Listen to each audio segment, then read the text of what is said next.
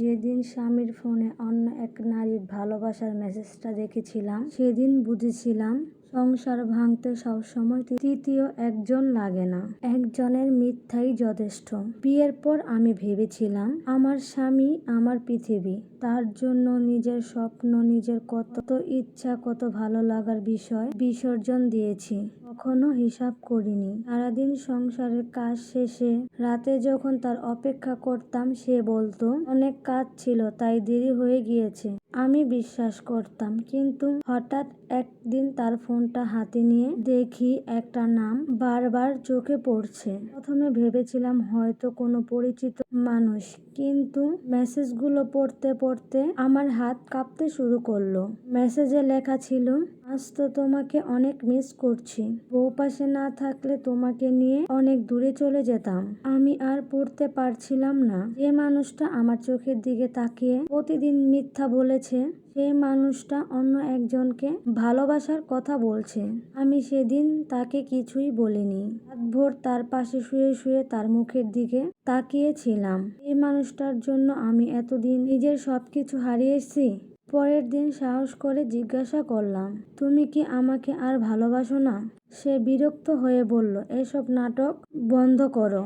আমি চুপ করে গেলাম, কারণ আমার কাছে প্রমাণ ছিল, কিন্তু তার কাছে ছিল হাজারটা মিথ্যা। সবচেয়ে কষ্টের ব্যাপার জানেন কি? সে অন্য একজনকে হারানোর ভয় পাচ্ছিল, আর আমাকে হারানোর ভয় তার একটুও ছিল না। সেদিন রাতে আয়নার সামনে দাঁড়িয়ে নিজেকে একটা প্রশ্ন করেছিলাম, যে মানুষটা আমার চোখে পানি দেখেও বদলায় না, আমি আর নিজেকে কতদিন ভাঙবো? চোখের পানি মুছে সেদিন একটা সিদ্ধান্ত নিয়েছিলাম, যে ভালোবাসা ভিক্ষা করে পাওয়া যায় না। কারণ জানেন কি, কখনো কখনো সংসার বাঁচানোর চেয়ে নিজেকে বাঁচানোটাই বেশি জরুরি। পরের দিন সকালের থেকে আমার স্বামী অদ্ভুত আচরণ করা শুরু করলো। বারবার ফোন হাতে নিচ্ছিল, আবার আমাকে দেখে স্ক্রিন বন্ধ করে দিচ্ছিল।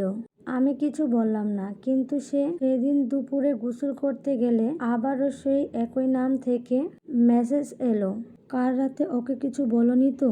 আমার বুকটা ধপ করে উঠলো। মানে সে জানে আমি সবকিছু জেনে গেছি। কিছুক্ষণ পর আরেকটা মেসেজ এলো, তুমি আমাকে কথা দিয়েছিলে একদিন তোমার বউকে ছেড়ে আমার কাছে আসবে। মেসেজটা পড়েই যেন আমার চোখের সামনে অন্ধকার নেমে এলো।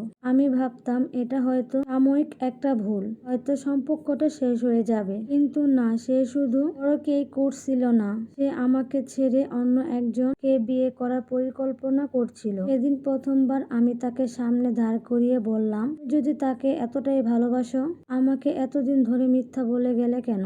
সে কিছুক্ষণ চুপ থেকে বলল, আমি জানি না।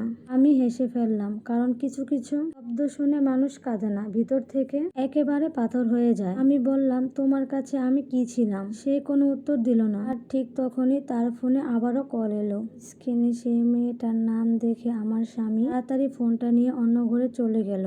কিন্তু এবার আমি তার পিছনে গেলাম না, কারণ সেদিন আমার মনে একটা কথা ঘুরছিল, যে মানুষটা আমাকে হারানোর ভয়েও নিশ্চিন্তে অন্য কারোর সাথে কথা বলতে পারে, তাকে ধরে রাখার জন্য আমি কেন নিজের সম্মান হারাবো? কিন্তু আমি তখনও জানতাম না ওই মেয়েটা আসলে কে, তার সঙ্গে আমার স্বামীর সম্পর্কটা কত দিনের।